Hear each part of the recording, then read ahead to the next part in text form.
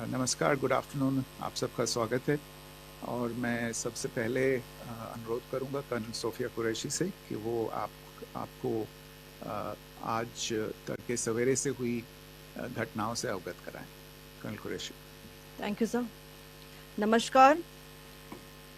8 से 9 मई 2025 की मध्य रात्रि को पाकिस्तानी सेना ने सैन्य बुनियादी ढांचे को निशाना बनाने के इरादे से पूरी पश्चिमी सेना पर भारतीय वायु क्षेत्र का कई बार उल्लंघन किया। यही नहीं बल्कि पाकिस्तानी सेना ने नियंत्रण रेखा पर भारी कैलिबर वाले हथियारों से गोलीबारी भी की। अंतर्राष्ट्रीय सीमा और नियंत्रण रेखा पर लेह से लेकर सरक्रीक तक 36 स्थानों पर 300 से 400 लगभग ड्रोनों का इस्तेमाल घुसपैठ का प्रयास करने के लिए किया गया। भारतीय सशस्त्र बलों ने काइनेटिक्स व नॉन काइनेटिक साधनों का उपयोग करके इनमें से कई ड्रोन्स को मार गिराया। इतने बड़े पैमाने पर हवाई घुसपैठों का संभावित उद्देश्य वायु रक्षा प्रणालियों का परीक्षण करना और खुफिया जानकारी इकट्ठा करना था। ड्रोन के मलबे की फोरेंसिक जांच की जा रही है। प्रारंभिक रिपोर्ट्स से पता चलता है कि वे तुर्की के असीस गार्ड सोंगर ड्रोन्स हैं। इसके उपरांत रात में पाकिस्तान के एक सशस्त्र यूएवी ने भटिंडा सैन्य स्टेशन को निशाना बनाने की कोशिश भी की, जिसे पकड़ा गया और उसे निष्क्रिय कर दिया गया।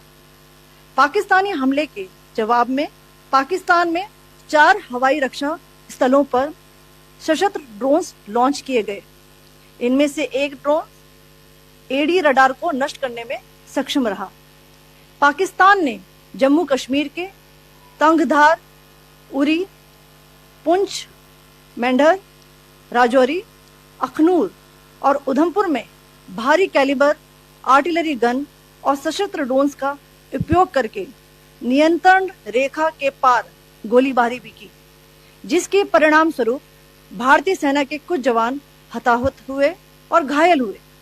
भारतीय जवाबी कार्रवाई में पाकिस्तानी सेना को भी बड़ा नुकसान पहुंचाया गया।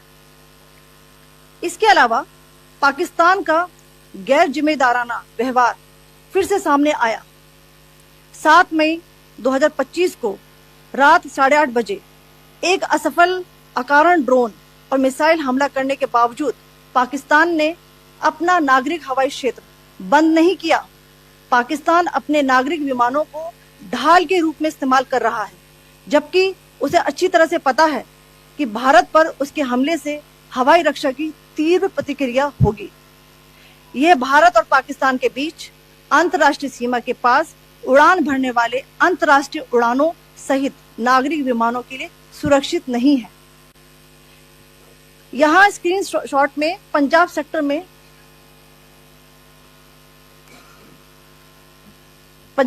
में हाई एयर डिफेंस अलर्ट स्थिति के दौरान एप्लीकेशन फ्लाइट रडार 24 का डेटा दिखाया गया है। जैसा कि आप देख रहे हैं यहाँ पर भारतीय पक्ष का हवाई क्षेत्र घोषित बंद के कारण नागरिक हवाई यातायात से पूरी तरह से रहित है। कराची और लाहौर के बीच के हवाई अड्डे मार्ग पर नागरिक एयरलाइंस उड़ान भर रही है। हाई अलर्ट किया गया है विमान फ्लाइनेस एविएशन का एयरबस 320, जैसा कि आप यहां देख रहे हैं, जो कि शाम को 5:50 बजे दमम से शुरू हुआ और रात को 9:10 बजे लाहौर में उतरा। ये सारा डिटेल्स आप यहां देख रहे हैं। ये डिटेल्स यहां लिखा हुआ है। Can you see this?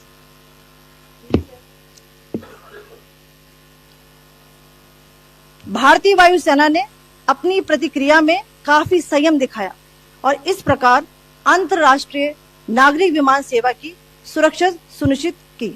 धन्यवाद। जय Hind. So, good afternoon to you all. On the intervening night of 8th 9th May 2025, Pakistan military carry out multiple violations of Indian airspace along the entire western border with an intent to target military infrastructure. Pakistan military also resorted to firing of heavy caliber weapons along the line of control. Along the international border and line of control, drone intrusions were attempted from Leh to Sar Creek at 36 locations with approximately 300 to 400 drones. Indian Armed Forces brought down a number of these drones using kinetic and non-kinetic means. The possible purpose of these large-scale aerial intrusions were to test the AD systems and gather intelligence. Forensic examination of the drone debris is being undertaken. Preliminary reports suggest them to be of Aziz Guard Songa drone of Turkey.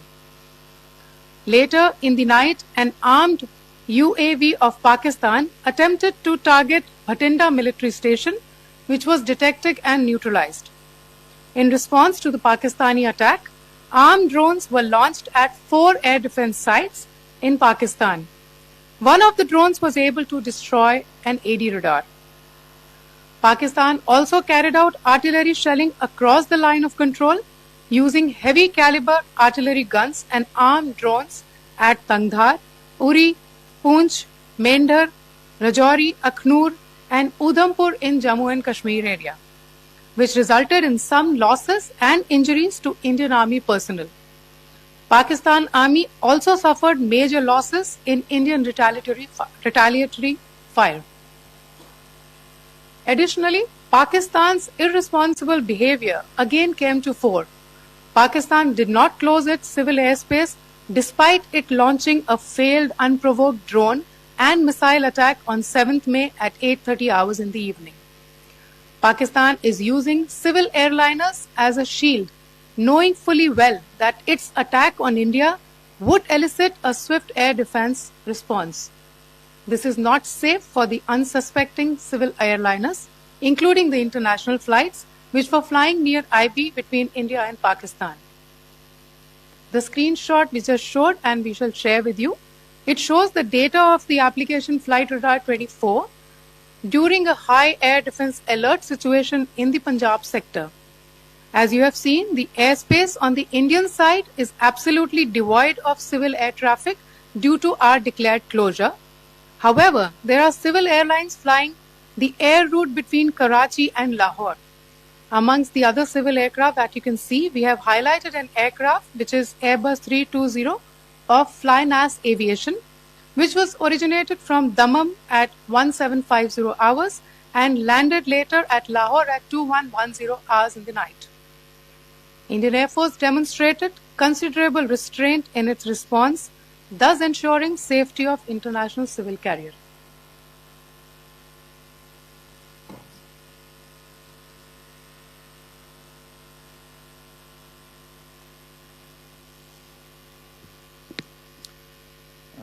Thank you, Colonel Qureshi, Wing Commander Singh. I have just a few points to share in addition.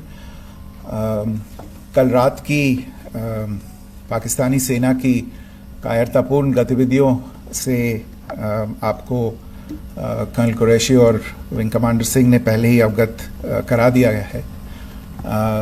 These provocative and escalatory actions that were taken by Pakistan last night were targeted at Indian cities and civilian infrastructure, in addition to some military targets. The Indian Armed Forces responded proportionately, adequately and responsibly. ये जो हमले हुए कल रात को भारतीय सैन्य इकाइयों ने पर्याप्त रूप से और एक जिम्मेदाराना रुख अपनाते हुए इन हरकतों का उत्तर दिया. What I want to underline is that the official and blatantly farcical denial of these attacks that Pakistan carried out by the Pakistani state machinery is yet another example of their duplicity and the new depths that they are plumbing in their quest for disinformation. The other point in the same vein is Pakistani claims that they did not target or attack any religious places. You would recall that yesterday I shared with you an incident related to the attack on a Gurdwara in Poonch, Instead of owning up to these attacks, Pakistan made the preposterous and outrageous claim that it was the Indian Armed Forces and the Indian Air Force that was targeting cities like Amritsar and trying to put the blame on Pakistan. This is nothing but a desperate attempt by Pakistan to disown its acts of aggression, but it is also true to type in its effort to deceive and mislead the world. It will not succeed. The Gurdwara in Poonch in particular was attacked by Pakistan, and some local members of the Sikh community, including a Ragi of the Gurdwara, lost their lives in this incident, as I shared yesterday. TV पर आप इस हमले के चित्र देख सकते हैं. In addition, that we would attack our own cities is the kind of deranged fantasy that only the Pakistani state can come up with. Perhaps they do it because they are well versed in such action, as their history would show. The last point I wanted to make this evening is again this disinformation that is coming from Pakistan about India targeting the Nankana Sahib Gurdwara through a drone attack. This is again yet another blatant lie and part of Pakistan's disinformation campaign. As we saw in the Pahalgam attack, Pakistan is again trying desperately to impart a communal hue to the situation with an intention to create discord. Again, we are not surprised. India's steadfast unity in itself is a challenge to Pakistan. Let me stop there. I have time only for a few questions and be happy to try and answer them. First, I call Siddharth. Siddharth, please. Hi, sir. I'm Siddharth from Beyond. So this is Siddharth, behind, please. The other Siddharth. Yes. Hi, sir. I'm Siddharth from CNN News 18. Sir, I only want to know from you the status of Kartarpur corridor. Is it open or not? If you can. I think you're all aware of the situation along the entire India-Pakistan border and the areas around the line of control. In view of the existing security scenario, the services of the Kartarpur Sahib corridor have been suspended till further directions. We'll update you as and when there is a change in the situation. We have a question here. Rishabh. So, good evening, Rishabh from Times Now. So, you spoke about religious places being hit in Jammu. There's another religious place which is a Carmelite nun church that has been hit. What do you have to say about it, if you can explain that to us? Yeah, actually, we do have some information about this extremely regrettable and condemnable incident. During heavy shelling across the line of control in the early morning of 7th May, a shell fired from Pakistan landed just behind the Christ School run by the Carmelites of Mary Immaculate congregation in Poonch. Tragically, the shell fired from Pakistan hit the home of 2 students of the Christ School. Both students unfortunately lost their lives and their parents were severely injured. Another Pakistani shell struck a Christian convent of nuns belonging to the congregation of the Mother of Carmel, damaging water tanks and destroying solar panel infrastructure. Several priests, nuns, school staff and local residents took refuge in an underground hall beneath the Christ School during the shelling by Pakistan. The school happened to be closed at the time, fortunately. Otherwise, more losses would have occurred. Again, we have seen the Pakistani side targeting and shelling places of worship with a particular design. This includes gurdwaras, these convents and temples. This is a new low even for Pakistan. We have a question here. Pranay. Sir Pranay Upadhyay Amar Ujala से sir, कल आपने इसी podium से पाकिस्तान के IMF bailout को लेकर और Indus water treaty को लेकर जो टिप्पणी की थी उसकी पाकिस्तान में काफी तीखी प्रतिक्रिया भी आई, और उसके बाद हमने देखा कि पाकिस्तान की तरफ से किस तरीके से लेह से लेकर भुज तक पूरी बॉर्डर के ऊपर जो इन्वेजन था वो किया गया। मौजूदा सिचुएशन के अंदर पाकिस्तान के बेलआउट पैकेज को लेकर और पाकिस्तान के इन अटेम्प्ट्स को लेकर आपका क्या असेसमेंट है? और दूसरा ये भी जानना चाहेंगे कि पाकिस्तान की तरफ से ये जो अटेम्प्ट किया गया था उसका भारत ने अभी तक उस तरीके का कोई जवाब नहीं दिया गया है, तो क्या भारत इसका जवाब देगा जो कार्रवाई हुई है बीते 24 घंटों में? देखिए प्रणय, जहाँ तक इंडस वाटर्स ट्रीटी का सवाल है, मैंने कल विस्तार से उसके बारे में इसकी चर्चा की है। Indus waters treaty is in abeyance and as such I have nothing further to add to the decision that was announced by the Cabinet Committee on Security. जहाँ तक IMF bailout का सवाल है, आपको ज्ञान होगा कि IMF की आज मीटिंग हो रही है। हम वहाँ पे अपना पक्ष रखेंगे और जो हमारा मत है इन चीज़ों को लेके वहाँ पे साझा करेंगे दूसरे मेंबर्स के साथ। ये बोर्ड पे निर्भर है कि वहाँ पे क्या निर्णय होता है। और जहाँ तक जो कार्रवाई हुई है उसका जवाब देने का जो आपने जो प्रश्न उठाया है, जो आज ब्रीफिंग हुई है, जो आपको सूचना मिली है, मैंने भी कहा है कि जो आज सवेरे तड़के सवेरे जो गतिविधियां हुई, भारत ने उनका एक जिम्मेदाराना पूर्ण तरीके से और एक पर्याप्त तरीके से उसका जवाब दे दिया है। सिद्धांत। Hi sir, Siddhant from WION. Sir, the External Affairs Minister has spoken to many of his counterparts around the world.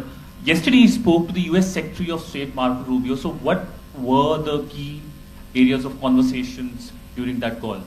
Yes, the minister had a conversation with the US Secretary of State. As you can imagine, the focus of discussions was the terrorist attack in Pahalgam and the response that India mounted after that on the 7th of May. The Secretary of State shared his thoughts on these developments with the minister. The minister deeply appreciated the US's commitment to work with India in the fight against terrorism, and he also underlined the targeted measures that India had taken in connection with Ops Sindoor. The minister also underlined that India would firmly counter any attempts at escalation from there. But in follow-up to that, as you are aware, there have been a number of other conversations. The minister had a conversation with the UK Foreign Secretary, David Lammy, today. There too, the discussion centered around countering terrorism, for which there must be zero tolerance.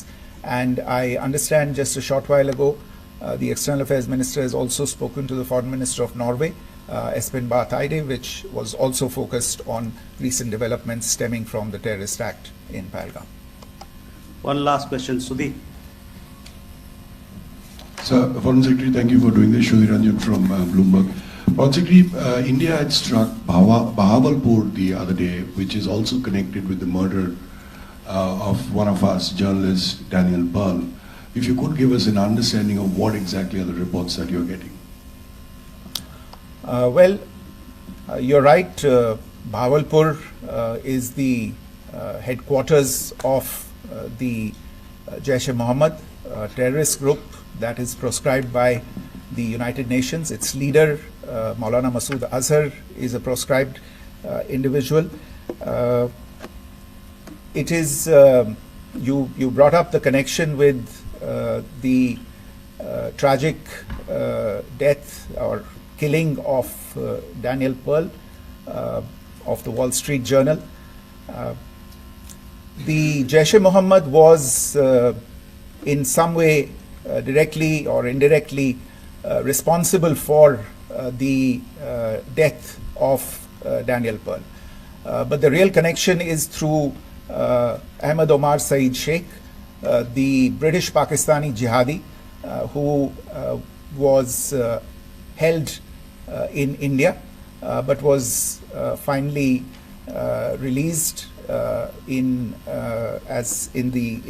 2000, and he was the person who lured Daniel Pearl to his eventually leading to his murder.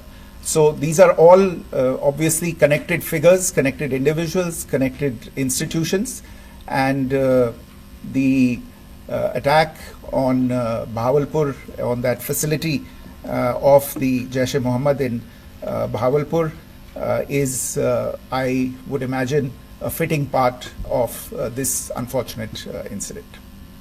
Thank you all.